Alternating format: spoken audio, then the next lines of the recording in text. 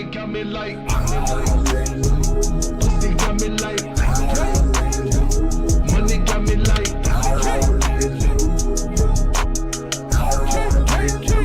money got me like, money got me like, pussy got me like, Yeah. Good morning, motherfuckers. Sorry for the delay. I was completely bedridden yesterday. You can probably still hear it in my voice a little bit. I am fucking sick as a dog. No excuses, though. Should have had the podcast prepared and ready to go. But that is the life of a procrastinator. So, but no big deal. We're here. We're ready. It's time to fucking get it popping, cuz. This week's episode is with former UFC fighter, former Titan FC champ, and current Brave FC flyweight, Jose Shorty Torres. 2 weeks ago, Josh Augustine and I took a spontaneous trip up to Milwaukee, Wisconsin.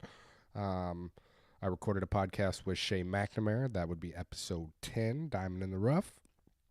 And we got in a chance to train at one of the top martial arts studios in the world, Rufus Sport, owned by Duke Rufus.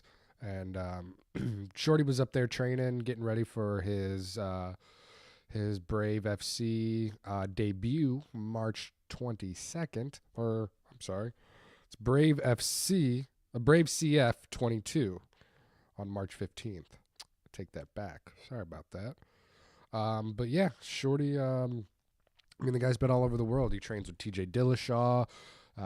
He trained with TJ Dillashaw at Elevation in Denver and Muscle Farm, and even out at Rain, the training lab where he's at now with Mark Munoz and Cub Swanson and all those fucking killers out there.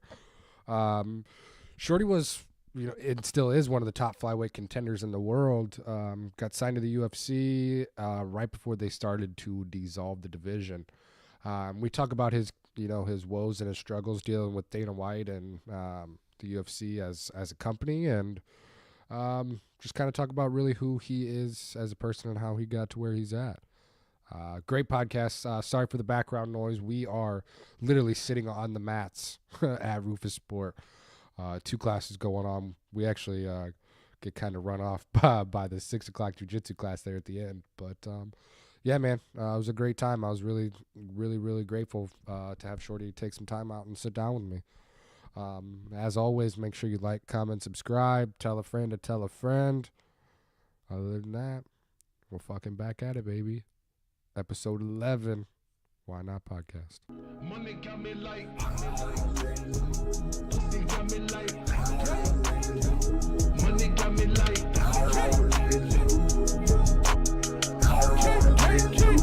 money got me like, money got me like, pussy got me like,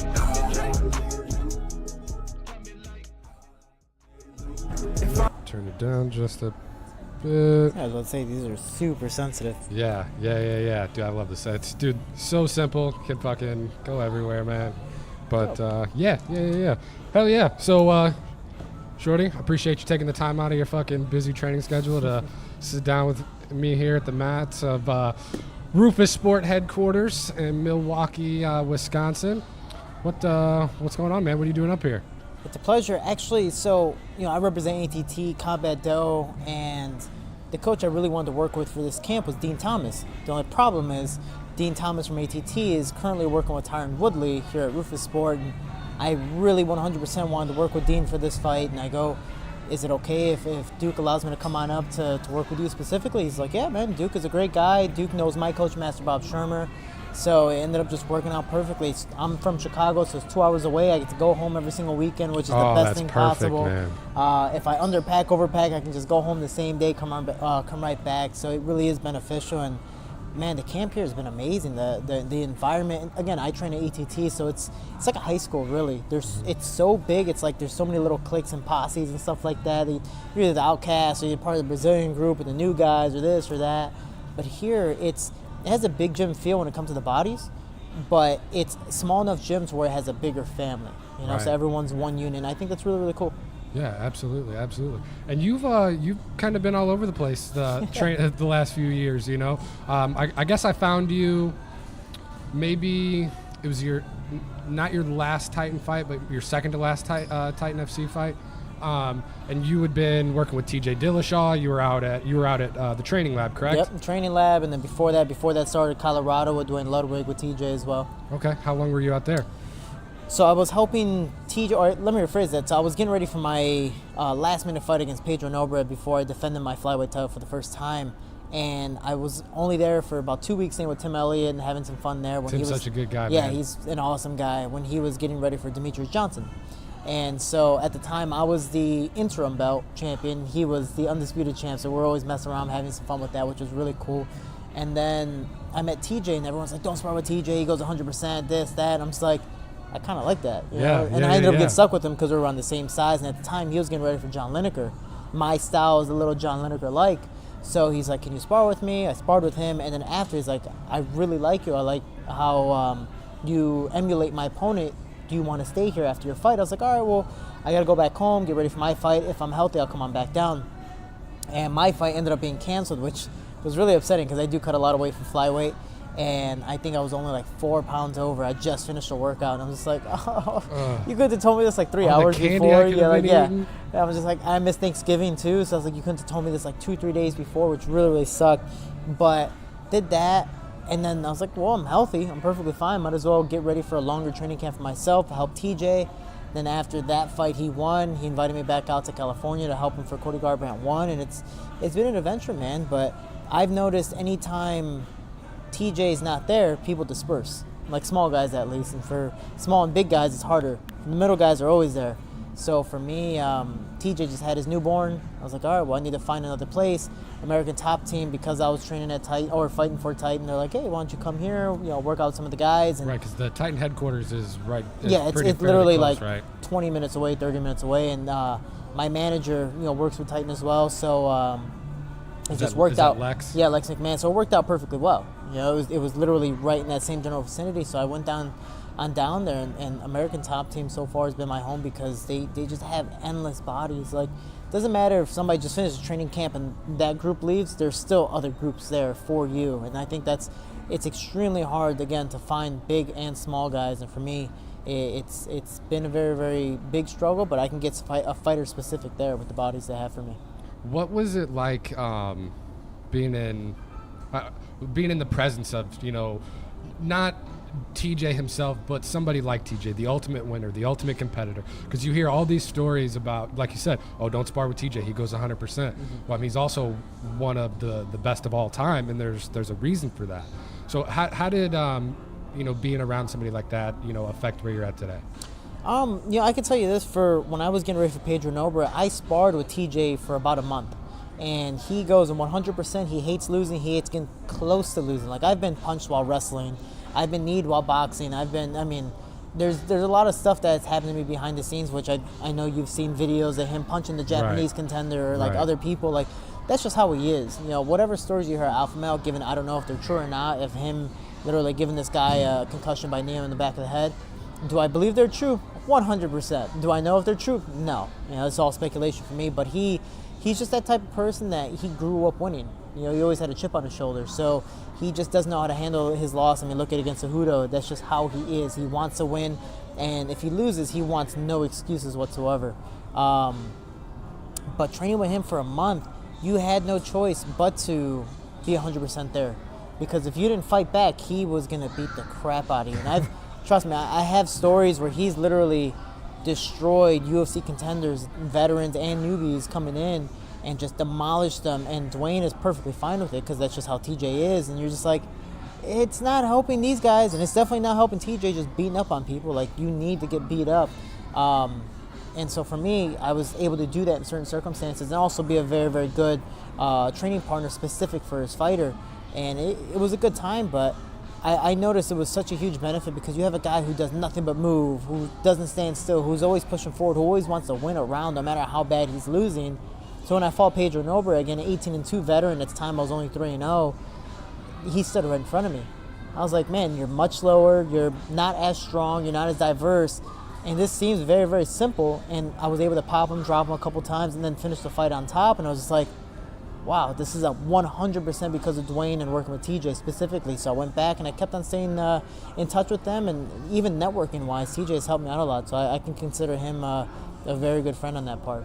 That's awesome, man. Yeah, I always fanboy out just hearing TJ talk and just watching the excellence that he puts on inside the ring and out, because like we were saying, he is the ultimate competitor. And you're a pretty damn good competitor yourself. Try my best to be. Try my best to be. Why don't for those people who may not know who you are, a lot of my audience is kind of people from the gym and MMA based, but why don't you go through kind of your background and how you got to where you're at right now?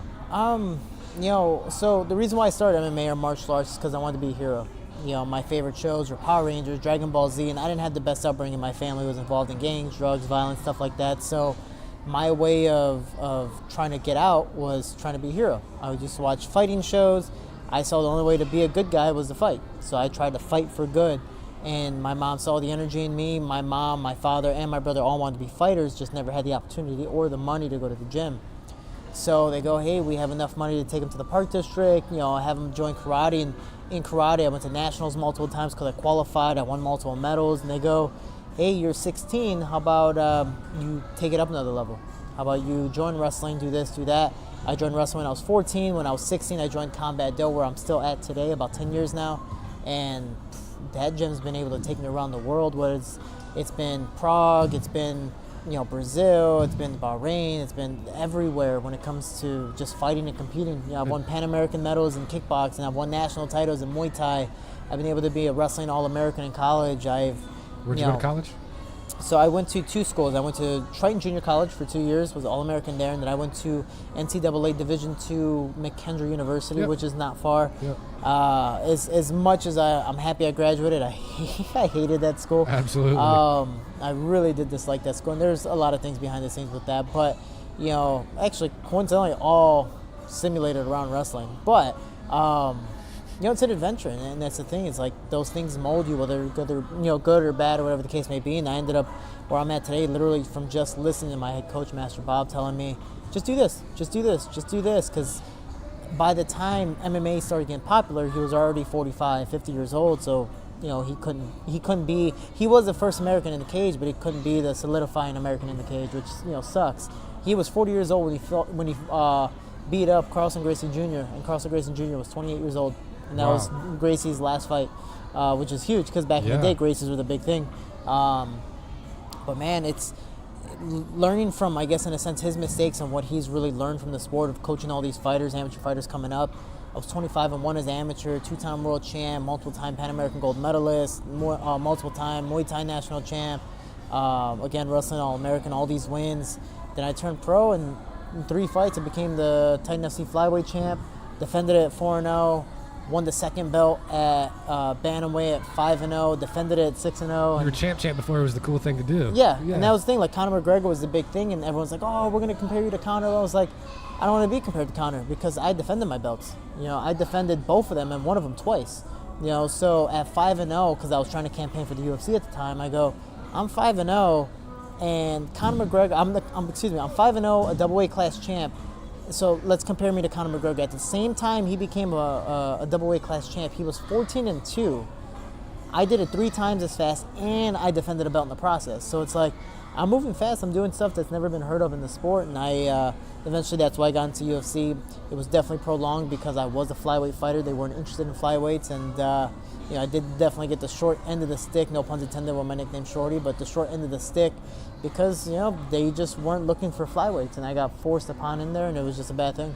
Right, and you took your first fight in the UFC. You took that on pretty short notice, didn't you? I took both fights on short notice. Yeah. I took 9-day notice with Jared Brooks, 26 pounds, and I also took a week and a half after that, 20-day notice, 28 pounds. So I lost 54 pounds in 45 days, and that's And I really hate to give excuses for a loss because, one, I rarely lose, and if I do lose, I accept it. I grew up losing at literally every first fight. I didn't lose, I got demolished, so it taught me a lot, but it was 100% because I wasn't there. I was Joanna Jędrzejczyk versus Rose, the first fight, where she just, you saw the second just a fight. body. Yeah, I was just a body, dude. I was an empty shell, and after the fight, they're like, "How do you feel?" I was like, "I don't care. I just want to go home." Like, even that fight week, my team was like, "Oh, we're gonna pull you out of the fight. We're gonna pull you out of the fight. You're not there." And I was like, I don't care. Like, let me just take this loss. I'll come back from the next two strong and do what I need to do. Like, I went in there with the losing mindset, and I got knocked out for it. And hell, I know after that fight I can take a shot. I took 107 strikes before my body finally gave out. I didn't even know I took that many shots.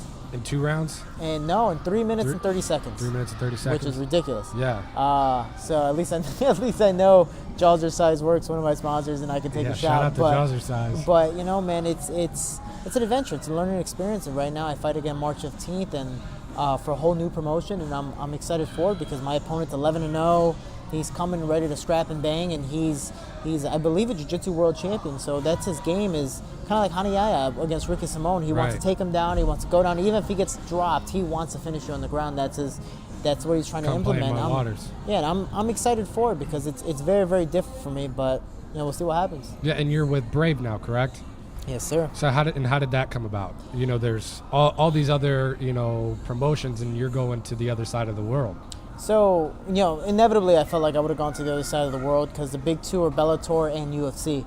I almost signed to Bellator before the UFC, but for some reason just plans didn't go out as negotiated. Mm-hmm. And then we tried UFC, and I was supposed to fight in Mexico for looking for the fight, and I ended up getting hurt like days before, and I just couldn't do it. Again, another last minute notice, which sucks. I never had anything 10 days or more besides the Alex Perez fight for the UFC, which I think is horrible.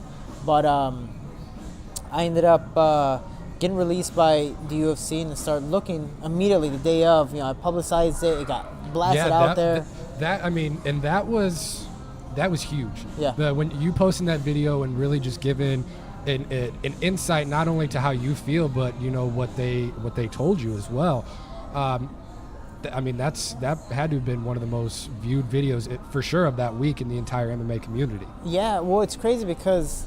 I have my own YouTube series called Inside Team Shorty, which I definitely got to get back to, but I post mental videos instead of technique videos. I think it's something that really isn't, out there right now. And you had a technique series for a little bit as well, right? I had one as well, but my partner was just so busy. She went on the Survivor show, and I ended up getting busy as well. Right? And she's an amazing fighter, but I'm like, there needs to be equal share. So I was like, if anything, we'll just hold off on it. We'll see where it goes next. But it was more of like a small person type of technique video. Right.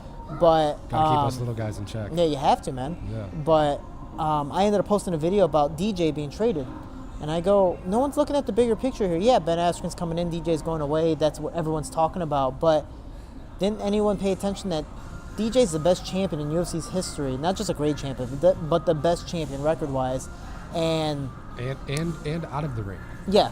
And Dana White wanted to cut the division when we had the best guy, not just in the flyweight division, but in the whole UFC's organization. He wanted to cut him just because he doesn't like small guys. Like, just the whole, it's not exciting, whatever the case may be. So he released him, put him over, and it's like, oh, wait, he's gone now. We don't have a Conor McGregor. We don't have a Colby Covington. We have all amazing, talented fighters, but we don't have anyone promotion-wise. And that was a bad thing. And I ended up posting it out there.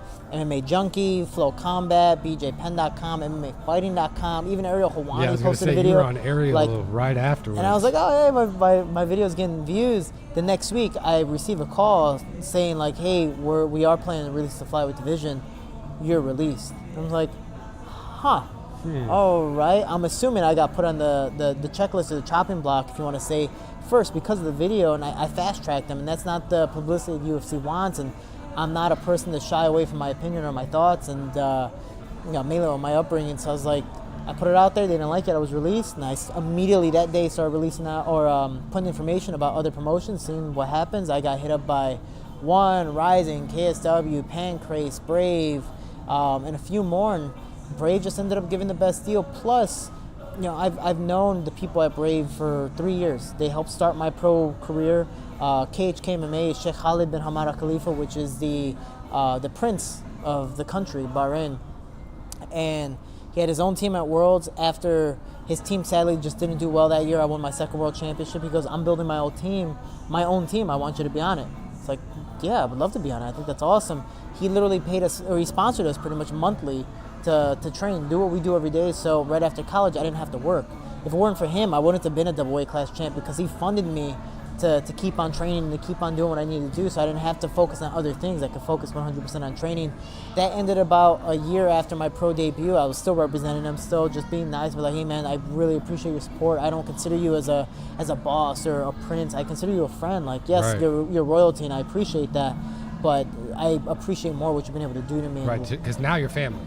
Yeah, You know? dude, it's awesome. You know, like Yeah. my family's never gonna be able to give me that just because of the money that we have. You know, so be able to do that and be so generous with what he was doing. I mean, I was on the team with Khabib Nurmagomedov, Islam Makhachev, a bunch of the Dagestani Eagle guys. Yeah. I mean, I went with some really Frankie Edgar. I went with some really, really great guys. But I also commentated for the first ever Brave event. And he's like, I want you to fight for me. Well, I was about to be the double weight class champ for Titan. I go, I don't know what's going to happen. You're a new promotion. You know, you might just do this once and never do it again. And 2 years later, they end up being, I think, right now the fourth, if not third biggest promotion in the world. Yeah, In it's 12 between them and one Yeah. battling for that third spot. In 14 events, they went to 12 different countries. Yeah. You know, one FC has been around for years and still have not done that. You know, Right. so Brave has literally been, I believe, to every continent. And this is Brave 22 that you're fighting Yeah, on, Brave correct? 22 in 2.5 years, pretty much, they've skyrocketed. No promotion's ever done something like this, and it's a promotion ran by fighters, which I think is the most honorable thing possible. Like, yes, they're all businessmen too, but a fighter knows a fighter. Right. Hey, man, I'm gonna give you the best opportunity to shine and do your thing because it's a struggle, and everyone deserves an equal chance. Mainly if you're putting your life on the line, really, to go in there and fight. And Brave, not just money-wise, that was better than the UFC. They're treating me much better. What I'm getting right now is what I expected from the biggest, most popular promotion in the world, and that's the UFC.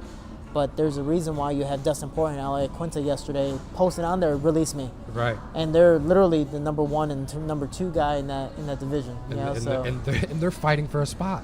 yeah. You know, and it's something I've been talking about with a lot of people at the gym. You know, the UFC, to me at least, is no longer the tip of the spear. Everybody is catching up, and if we're talking financially and contractually and being able to treat a fighter better, the UFC is the last place you want to be. You know, from everything that I've seen, from everything that I've heard, you know, just like your situation, you know, you're one of the top prospects in the country and they cut you for speaking your mind. Okay, Yeah. That's a business move, but that's a short-term business move. They're not looking at, you know, the value you could bring to them long-term. And not only that, they're going to pay you peanuts.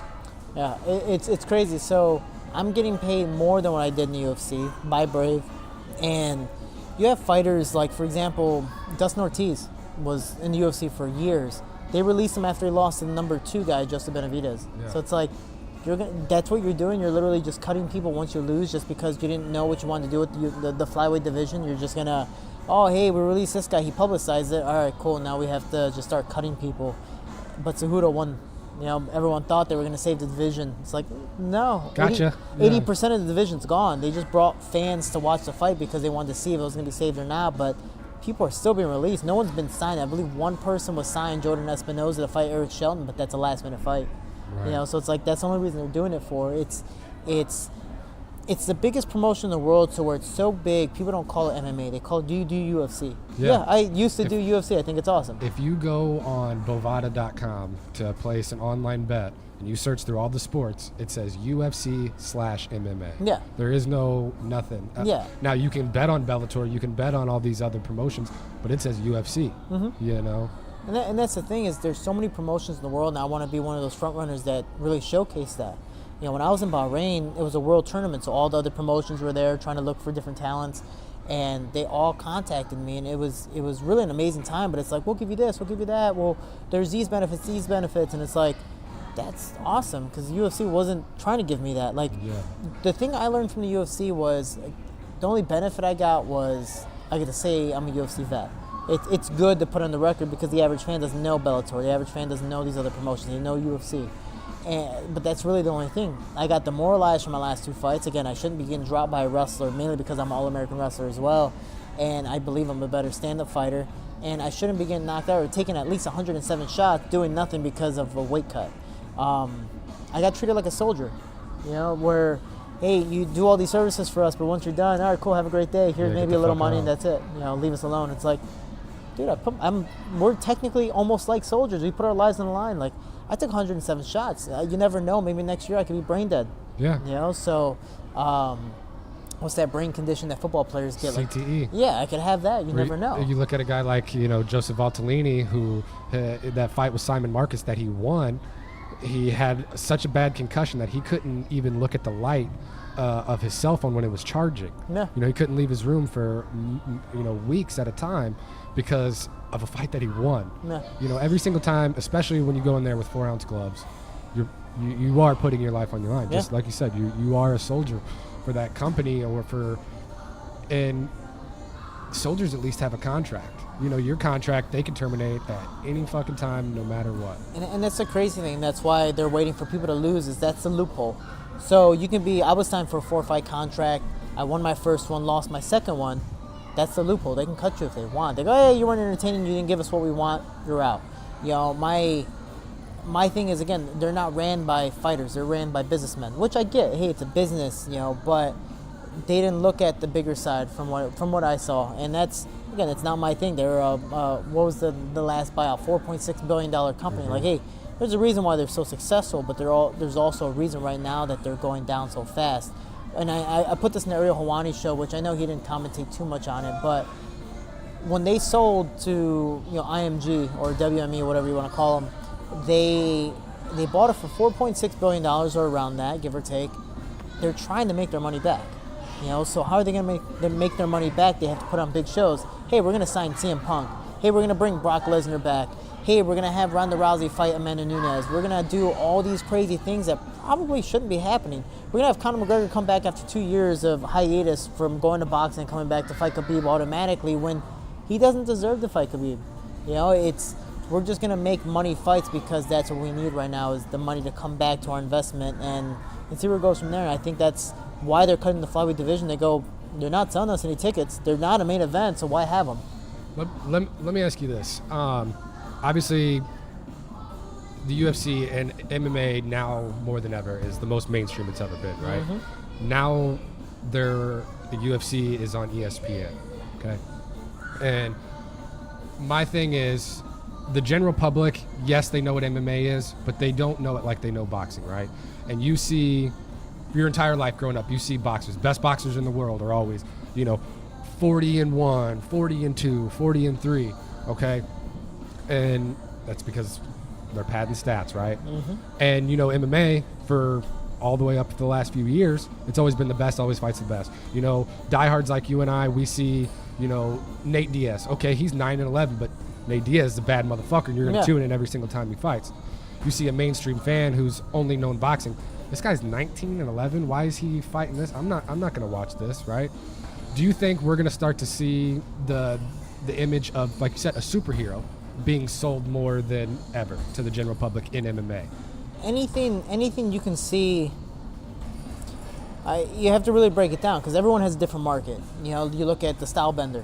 Right. Stylebender. Shout out to my birthday buddy. Yeah, Stylebender, he's so popular because of, I'm saying this realistically, his style. He's a younger Anderson Silva. Why was Anderson Silva so popular? Because he was knocking out people. He had a resume. He was this. He was that.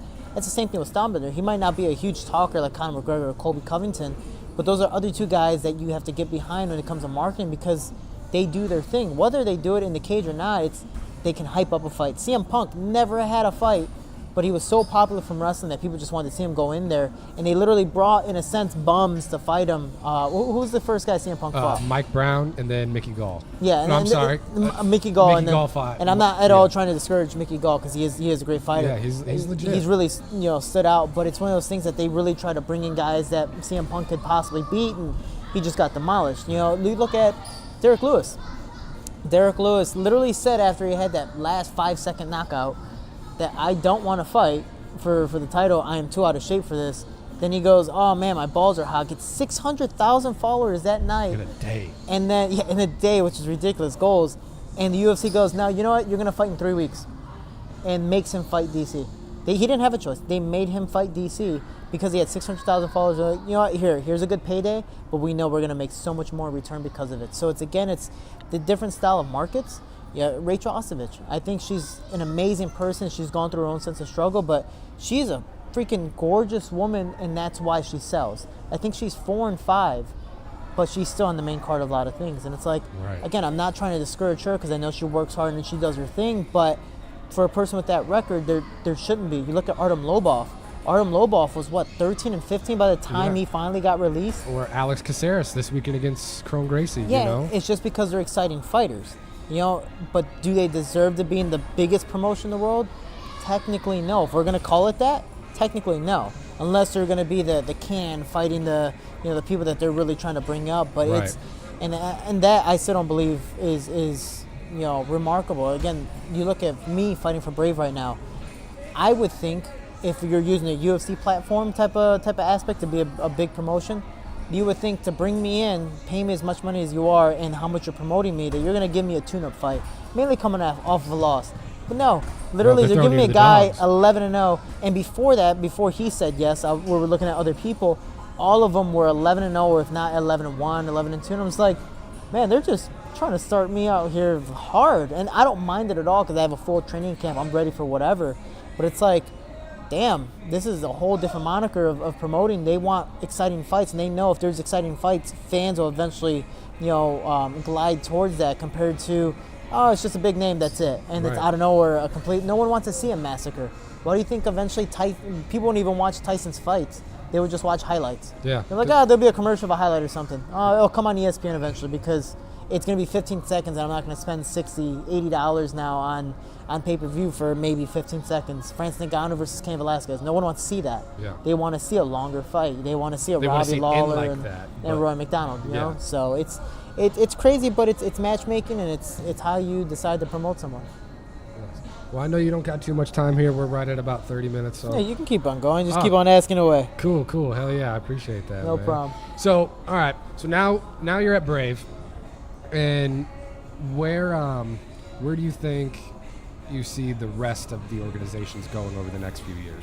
See, I think the rest of the organizations around the world are definitely gonna start using what the UFC is not doing, and that's being fair.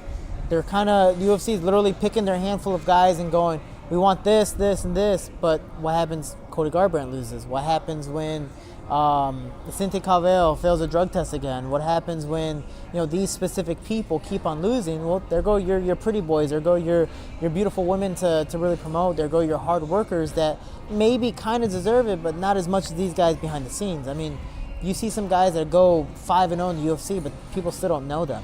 It's like I have almost about 24,000 people on Instagram. I had about 20,000 by the time I got signed to the UFC. I have more than Josier Formiga, and he's number 1 in the flyweight division right now.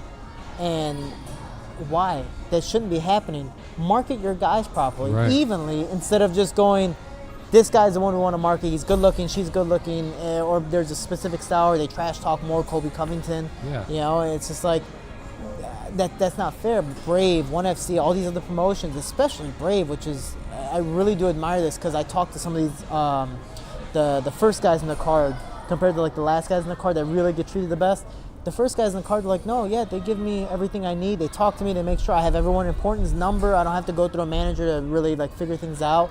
Brave really goes down and tries to dig deep and really give everyone an equal share of opportunity. And they go to countries that are really unheard of. Who does events in Morocco? No one. Who's doing events in the Philippines? No, everyone wants to do events in the States. Why? It's most popular, but that doesn't mean there aren't great fighters in other states or other countries. Look at Combates, or even Manny Pacquiao from back in the day. Yeah. Manny Pacquiao, the way he was already technically a world champ, but by the time he got to the U.S., no one knew who the hell he was. They couldn't even say his name when he walked in the ring. But he had a 2-week notice to fight some guy named an African champion by the name of Luwawa, and he knocked him out in like 6 rounds. And everyone's like, who the hell is this guy? Again, because it's a country no one really cares about or really knows of, doesn't mean they don't have phenomenal talent. And that's why I'm not ever looking over my opponent, Amir Albazi, because he's an Iraqi refugee.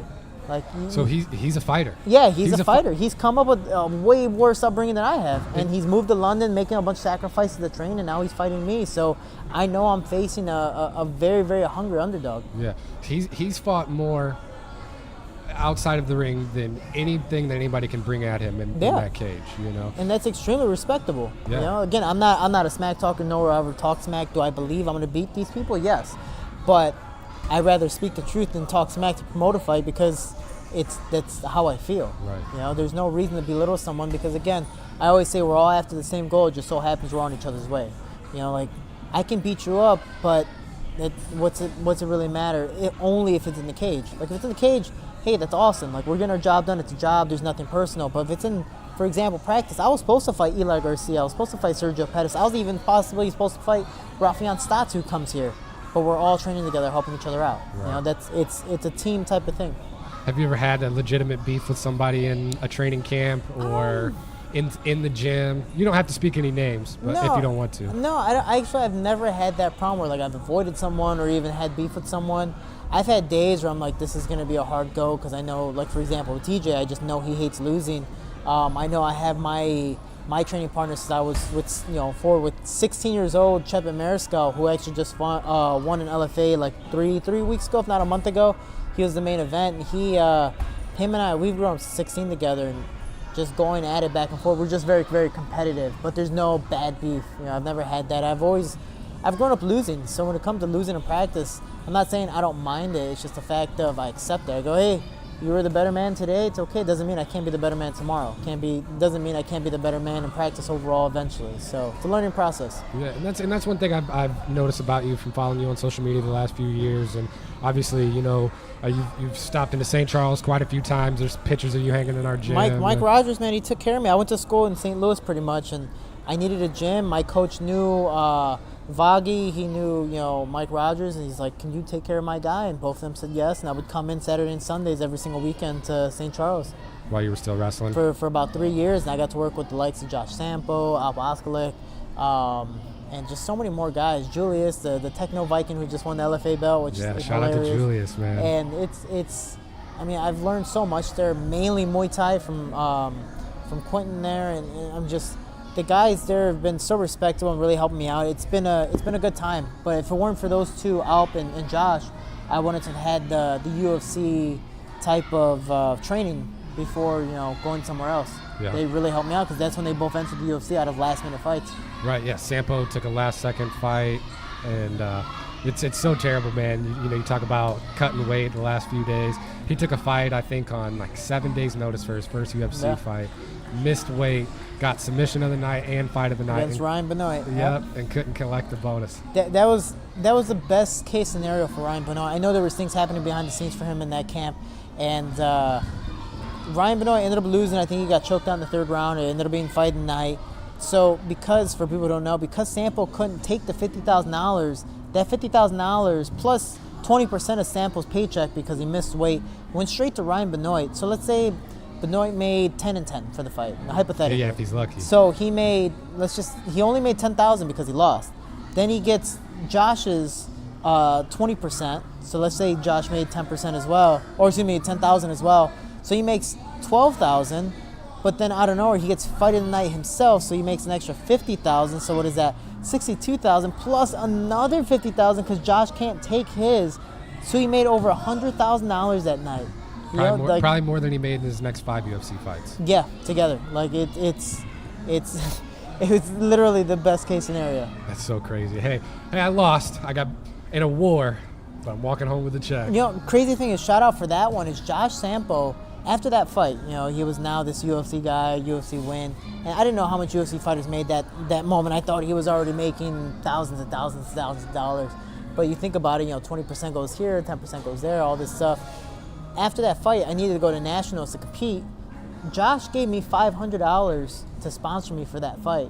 If it weren't for him, I wouldn't have been able to fly out to Vegas to compete. So if it weren't for him, I wouldn't have been able to achieve all the things I would have been able to achieve because it was like a domino effect. If this first domino didn't fall, none of them would have followed. So, I really appreciate what Josh has done for me because he really is genuinely a very, very nice guy. It's awesome. That's why I appreciate him so much. Yeah, he's such a great guy. I actually live in his old place. Dude, he's phenomenal. Like, he really has helped me. He actually, I have cauliflower now in both ears. My left ear, I remember I was having it, and he'd take my back and just start biting my ear. I was like, what are you... Gremlin style. I was like, ow, what are you doing? Stop, you little gremlin. That's too funny. Yeah, man, he's still, that's what he lives for, is to give back to, whether it's in the gym, his students that he coaches wrestling at one of the local high schools now. Yeah, he's one of the most genuine guys I've ever encountered in my entire life. And he said, he kind of said some of the same stuff you said about TJ. He's the ultimate competitor, blah blah blah. But it's the wrestler mindset, like literally Division One. I've been wrestling since I was a little kid type of wrestler mindset, where they grew up being champions, you know. So Ronda Rousey, they just don't know how to lose, and that or there's a not different compete thing. either. Yeah, you know. So there's three different types of losing, if you want to say. Or the competitive mindset. There's TJ that hates losing. So when that happens, he comes into cheating. He comes into doing more than probably what he really should. You know, the cheating aspect. For me, I grew up losing. So sometimes I accept it more than I probably should. But then you have John Jones. John Jones is a great example, and I've trained with him as well before. He literally comes in the mindset of, I am not going to lose a round. Is he going to lose a round? Probably. It's going to happen. But you damn well know if he loses a round, that next round he's going to make up for it. You know, so there's the three different aspects, and we're all trying to be, in a sense, like John Jones. He has that perfect mindset where he grew up winning, but he knows realistically that stuff's going to happen where he is going to lose a round. So if he does, he's going to make up for it in some sort of way, but it's all obviously out of hard work and trying and giving it his all. So how long were you at Jackson? Were you just out there training for a little bit, or? I went out there 3 times, so probably about almost a whole year. I went out there for like 2.5 fights, if you want to say, because one fight did get dropped. And it was a good time, man. It ended up being like all the gyms, and people call me a gym hopper, whatever the case may be. I'm not prideful with that. I love different gyms, love different experiences. I have best friends at literally every single gym, and it's just been a great experience everywhere I've gone. And Jackson Wink was just another one of those experiences. You know, I got to meet and train with John Dotson, the first real big UFC star that I look up to, but technically look down to, because he is 2 inches shorter than me, which is freaking awesome. His brother is hilarious too. His brother's like, I met his brother one day and became my best friend. Like it's awesome. Bean Wynn is where I met her. Cub Swanson. Diego Sanchez, which is the scariest, nicest guy you'll ever meet. Like, and I say that realistically because he really did. Like, he is a nightmare. He scares the hell out of me. Yeah. But he is easily the nicest guy, taking care of. Oh man, I can't remember his name. I feel bad about it. But one of the, you know, one of the kids there, and I gave him one of my shirts as well. And that kid worked so hard going into the gym. But and I met so many, Holly Holm, Michelle Watterson, and John Jones. I would mess with John Jones a lot, and there's Cerrone, Condon. They have so many people there, it's ridiculous. But I've met so many great friends there that are, you know, technically lower level, not big UFC stars yet, but we all grew up. We're all shorties trying to make it out of the neighborhood, and we're all trying to do our thing, so it's awesome. And what do you say to the people that call you gym hoppers? I mean, because you see people all the time going around and, you know, getting work at other places.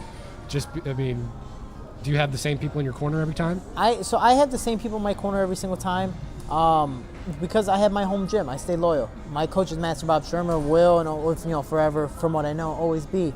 He's my Mickey to Rocky. You know, like, he's my old man. That's just how he is. He's my father figure, and anything he says is usually right. Like, it's just, he knows me down to a T because I grew up with him. And I've trained with other coaches, like right now working with Dean. I'd love to have Dean in my corner, but he's busy right now. But I have nutrition. At least for most of my fights so far, it's been nutrition, my coach Master Bob, and my brother, because he's my biggest fan. He's like my groupie. He walks out all my belts. Like, he's my fanboy. I think it's awesome. He's my hype man. But you know, I take what I can get. Gym hopping is not bad as long as you stay loyal. You know, like me, I'm in Wisconsin, but I call my coaches in Chicago literally every day, telling them how practice went, and go, hey, this guy did this. All right, cool. I need to do this. Thank you, sir. I really appreciate it. Have a nice day. And then we'll talk smack and have some fun. But gym hopping's not a bad thing. My coach is awesome, but he's not going to teach me everything. I'm learning stuff from Duke I've never learned before. I'm learning stuff from Conan and Dean from down at American Top Day I've never learned before. I'm learning stuff with Greg Jackson or Winklejohn that I've never seen, or whatever the case may be. And then being able to work with all these phenomenal UFC fighters. Everyone has a different story. Everyone has a different experience. Look at Ray Borg right now, having trouble with his kid right now, and still having all the support from people still trying to fight. I think everyone has a struggle, and being able to take that in and go, I'm not the only one, in a sense, dying inside or having these Right. problems. There's other people who struggle just like you, so it's motivation to do it together. So all these gyms that I go to, it really is a different experience, and I've met some phenomenal people that have motivated me specifically for every camp, and I think it's been just amazing. To me, that's like telling you, like, okay, say you're a college student. That's telling you not to study. Yeah. You know? It's oh, let's study one thing for the rest of my life. It's like, yeah, I can study psychology, but there's so many different points in psychology. There's so many different aspects. Same thing with sociology. Same thing with my major was kinesiology, but there's so many different things with that. You know, Right. it's so it really is a different experience, and you got to get different looks, and that's what I really enjoy and love. And everyone's prideful. Oh, you can only be this gym. I'm not saying you have to leave your gym. Just try it out for a camp. See if you like it, and then have the same coaches in your corner. That's it. Right.